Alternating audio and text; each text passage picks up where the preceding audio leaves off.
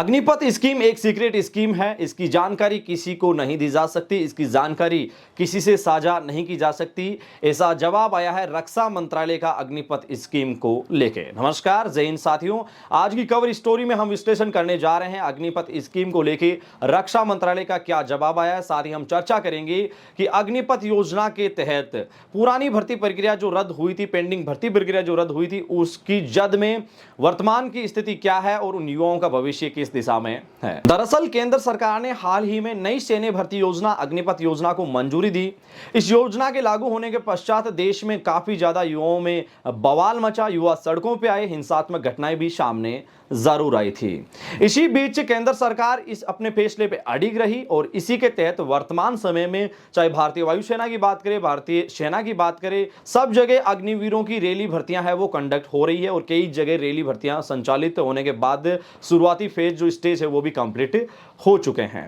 एक RTI activist ने Agnipath scheme को लेकर केंद्र सरकार या बोले तो रक्षा मंत्रालय के सामने जवाब मांगा था और इसका जवाब भी अब रक्षा मंत्रालय ने दे दिया है।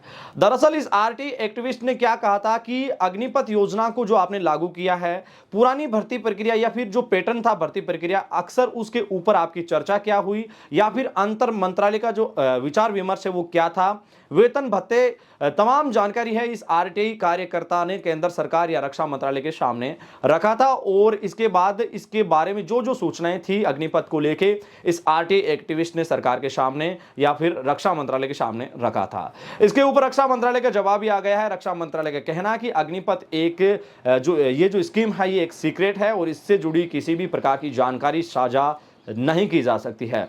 पारदर्शिता कानून 8 और 9 का हवाला भी यहां रक्षा मंत्रालय ने दिया है, जिसके तहत किसी भी जानकारी से इनकार भी किया जा सकता है। और आपको ये बड़ी अपडेट बता दें कि केंद्र सरकार या फिर रक्षा मंत्रालय ने इस पे ऊपर स्पष्टीकरण दिया है कि अग्निपथ स्कीम एक सीक्रेट स्कीम है, इसको लेके किसी भी प्रकार की जानकारी सामने नहीं रखी जा सकती, नहीं दी जा सकती। लेकिन अग्निपथ योजना लागू होने के बाद पेंडिंग भर्ती प्रक्रिया में देश के लाखों बच्चों का भविष्य अधर की स्थिति में आ रखा है।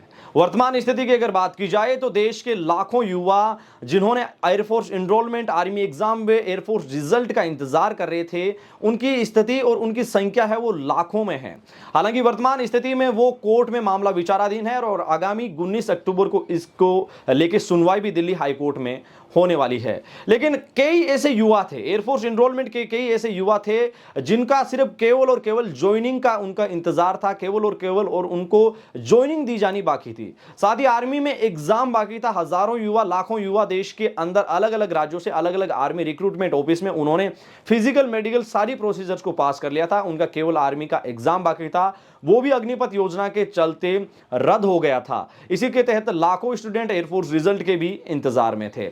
इन तमाम चीजों के ऊपर उस आरटीआई कार्यकर्ता ने भी कहा था कि इसको लेकर क्या चर्चा हुई थी और क्या चर्चा होने के पश्चात नई भर्ती योजना को आपने मंजूरी दी है। इसके ऊपर केंद्र सरकार का साफ स्पष्टीकरण सामने आया है, रक्षा मंत्रालय का स्पष्टीकरण सामने आया है कि अग्निपथ स्कीम एक सीक्रेट स्कीम है और इसको लेकर किसी भी प्रकार की जानकारी है वो सामने नहीं रखी जा सकती है। एक सीक्रेट फाइल मार्क है और इसको लेके किसी भी प्रकार की जानकारी नहीं दी जा सकती है। हालांकि आरटीआई एक्टिविस्ट है इसको लेकर असंतुष्ट है, उन्होंने कई चीजें रीअपील भी रखी है सामने। लेकिन इसको लेके आप क्या राय रखते हैं? रक्षा मंत्रालय का जो जवाब आया है वो आप हमें कमेंट सेक्शन के माध्यम से जरूर बताइएगा। इंस्टाग्राम हैंडल या मेल या फेसबुक पेज के माध्यम से आप हमें जरूर बता सकते हैं। फिलहाल के लिए दीजिए इजाजत अपने मेजबान धनेश को। वीडियो के अंत तक आप बने रहे इसके लिए आपका दिल से शुक्रिया। मिलेंगे फिर ताजा सटीक विश्लेषण भरी जानकारी के साथ, तब तक के लिए जय हिंद, जय भारत, शुक्रिया।